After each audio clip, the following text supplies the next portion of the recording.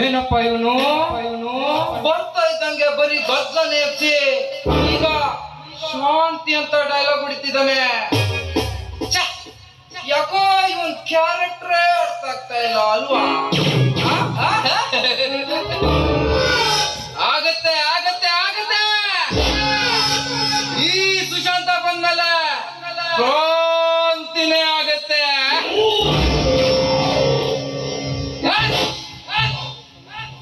ನನ್ನ ಬದುಕಿನಲ್ಲಿ ಶಾಂತಿ ಕಳೆದೋಗಿ ತುಂಬಾನೇ ದಿನಗಳಾಯ್ತು. ಮತ್ತೆ ಎಲ್ಲಿದೆ ಶಾಂತಿ? ನನ್ನ ನಿರಾಳವಾದ ಮನಸ್ಸಿನಲ್ಲಿ ಈಗ ಆಳವಾದ ಪ್ರಭಾತಕ್ಕೆ ಬೀಳ್ತಾ ಇದೆ. ನನಗೆ ಹಿಡಿದಿದ್ದು ಆ ರಚನಾ,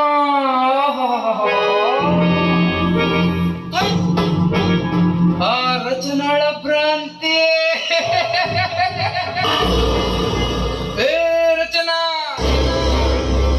ನೀನು ರಂಬೆಯೋ ಕೊಂಬೆಯೋ ಬೇರೋ ಕಾಂಡವೋ ಫಲ ಪುಷ್ಪವೋ ನಾ ಕಾಣದ ಆ ಕವಿ ಕೂಡ ವರ್ಣಿಸಲಾಗದ ಆ ಸುರಲೋಕ ಸುಂದರೇ. ಆ ಸುರಲೋಕದ ಸುಂದರಿಗಿಂತಲೂ ನೀನೇ ನೀನೇ ಮಿಗಿಲು ಮಿಗಿಲು ಮಿಗಿಲು ಎಂಬ ಭ್ರಮೆ ಭ್ರಮೆ ನನಗೆ. ಆದ್ರಿಂದಲೇ ಈ ಸುಶಾಂತ ಎಂಬ ಶಾಂತತೆಯ ಸಾಗರದಲ್ಲೇ ಸುನಾಮಿ ಎದ್ದಿರೋದು. ಇದು ನಿನ್ನ ವಿಚಾರ ಆದ್ರೆ, ಇನ್ನೊಂದ್ ಕಡೆ ನಿಮ್ಮಣ್ಣ ರಾಜಣ್ಣ, ಆ ರಾಜಣ್ಣನಿಂದ ಈ ಸುಶಾಂತ ಎಂಬ ಶಾಂತದ ಸಾಗರದಲ್ಲಿ ಸುನಾಮಿ ಎದ್ದು ಬೋರ್ಗರಿತಾ ಇದೆ.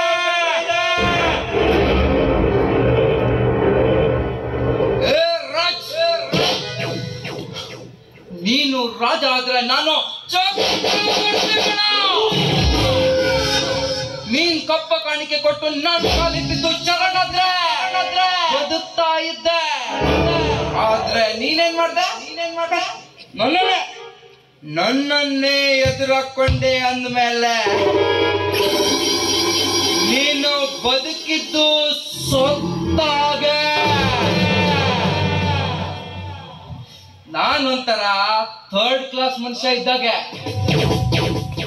ನನ್ ವಿಷಯಕ್ಕೆ ಯಾರಾದ್ರೂ ಬಂದ್ರೆ ಅವ್ರನ್ನ ಚಿಂದೆ ಮಾಡ್ಬಿಡ್ತೀನಿ. ಏ ರಾಜನ್ ರಚನಾ, ನಿಮ್ಮಿಬ್ಬರ ಬಾಳು ನನ್ನಿಂದಲೇ ಮಣ್ಣಿಗೆ ಬಿದ್ದ ಹೋಳು.